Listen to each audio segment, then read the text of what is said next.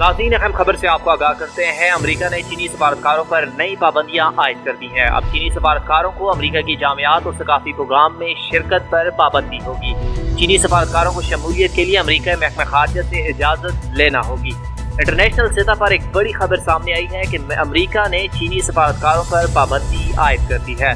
दूसरी जानब चीन ने अमेरिका के फैसले को गलत करार दे दिया है और इस फैसले को वापस लेने का मुतालबा किया है।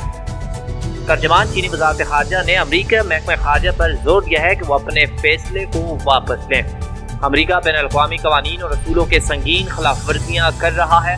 अमेरिकी पाबंदियों के तहत चीनी सफारतकारों को जामियात और सकाफी प्रोग्राम में शिरकत से कबल महकमा खारजा से इजाज़त लेना होगी। चीनी सफारतखाने और अमले की सोशल मीडिया अकाउंट की जाँच भी की जाएगी। बड़ी खबर देते हैं आपको, अमेरिका ने चीनी सफारतकारों पर नई पाबंदियां आयद कर दी हैं। अब चीनी सफारतकारों को अमेरिका की जामियात और सकाफी प्रोग्राम में शिरकत पर पाबंदी होगी।